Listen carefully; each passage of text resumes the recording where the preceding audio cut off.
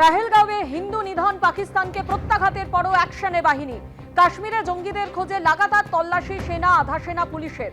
গতকাল সোপিয়ানে অপারেশন কেল্লারে লস্করের 3 জঙ্গির মৃত্যু। উদ্ধার 2টি AK-47, 10টি magazine, solar panel, walkie talkie, mobile ও নগদ। সোপিয়ানে মৃত 3 জঙ্গি কাশ্মীরের বাসিন্দা। নিহত শাহিদ কুট্টে লস্করের ছায়া সংগঠন TRF এর অপারেশনাল কমান্ডার। 2 বছর আগে জঙ্গি সংগঠনের নাম লেখায় শাহিদ কুট্টে।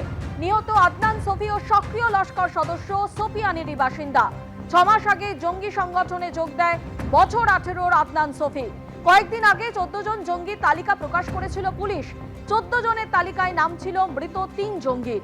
বিস্ফোরণে গুড়িয়ে দেওয়া হয়েছিল শাহিদ কুট্টে ও আদনানের বাড়ি।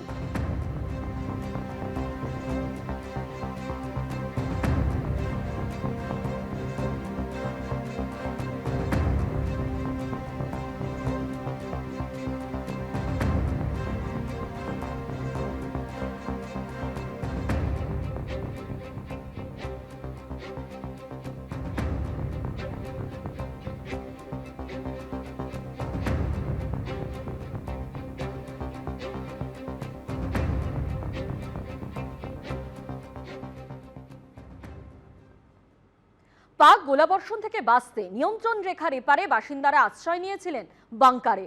জম্মুর আর্নিয়া গ্রামের তেমনই একাধিক বাংকারের ছবি তুলে ধরেছেন আমাদের প্রতিনিধি সন্দীপ সরকার। এই মুহূর্তে দাঁড়িয়ে রয়েছি ভারত পাকিস্তান সীমান্ত লাগোয়া আর্নিয়া ব্লকের চানানা গ্রামে। সেখানে এইরকমই ছোট ছোট বাংকার করা রয়েছে আমরা দেখতে পাচ্ছি গ্রামের মধ্যে। যে বাংকারগুলি ওই রাতে গ্রামবাসীদের বাঁচিয়েছিল, যেদিন মুহুর্মুহু ওপার থেকে অর্থাৎ পাকিস্তানের দিক থেকে একের পর এক গোলা ছুটে আসতে শুরু করে এবং সেই বাংকারগুলোর মধ্যে গা ঢাকা দিয়েই ওই রাতে মানুষ নিজের প্রাণ বাঁচিয়েছিলেন। আর এই মুহূর্তে গ্রাম খালি, গ্রামের অধিকাংশ বাসিন্দা গ্রাম ছেড়ে অন্যত্র রয়েছেন। তার কারণ প্রত্যেকটা মুহূর্তে একটা আতঙ্ক কাজ করছে তাদের মনে।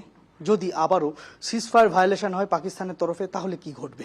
আমরা দেখতে পাচ্ছি যে বাংকারগুলো এইভাবেই প্রস্তুত করে রাখা আছে এবং সামান্যতম বিপদ বুঝলেই মানুষজন নিজেদের প্রাণ বাঁচানোর জন্য এই বাংকারে আশ্রয় নেবেন এবং সেটাই নিয়েছিলেন ওই রাতে, যেদিন পাকিস্তানের তরফ থেকে সিজফায়ার ভায়োলেশন করে এই গুলি এবং গোলা চলতে থাকে।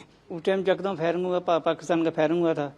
तो एक रात हमें बैंकर बुंकर में निकाला, इधर छुपने की जगह नहीं थी। तो इसी बैंकर में भी हमारे को डर रहता है।